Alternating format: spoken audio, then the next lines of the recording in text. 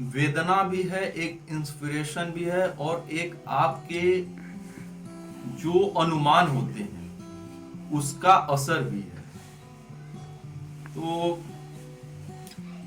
हमने ये पंक्तियां उस वक्त लिखी थी जब मैं कुछ चीजों को सोच रहा था। ये भी मेरा एक ख्याल ही है, इसको आप लोग खुद से कोरिलेट करेंगे तो पाएंगे कि हाँ, मेरे साथ भी शायद ऐसा हुआ हो। तो पंक्तियां कुछ यूं शुरू होती हैं। तुम्हें याद है, तुम्हें याद है, हम दोनों नदी के उस पार गए थे। न्यू ईयर पर आप लोग भी गए होंगे। तुम्हें याद है, हम दोनों नदी के उस पार गए थे। तुम रेत पर कुछ लिख रही थी और मैं बार बार उसे मिटा रहा था। तुमने झुंझला कर कहा था, मैं प्रेम की निशानी छोड़ रही हूं, तुम इसे मिटा क्यों रहे हो? और फिर मैं हंसते हुए दोबारा उसे मिटा दिया था। तुम्हें याद है, जब हम दोनों नदी पार कर रहे थे, नाव हिसकोले खा रही थी। तुम डर कर मेरे गले लग गई थी। तब माझी ने कहा था, नाव एक तरफ ज्यादा बोझ पाकर पलट भी सकती है।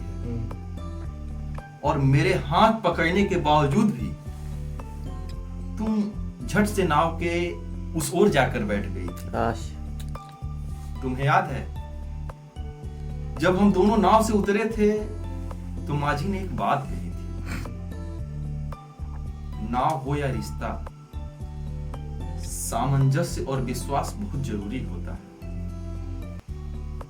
मुझे विश्वास था कि रेत पर छोड़ी गई प्रेम की निशानी टिकती नहीं है जब हम दोनों, इसलिए मैं उसे बार बार मिटा रहा था, क्योंकि मैं नहीं चाहता था कि हमारे प्यार की निशानी किसी के पैरों तले धूल में मिला दिया जाए। क्या बात है।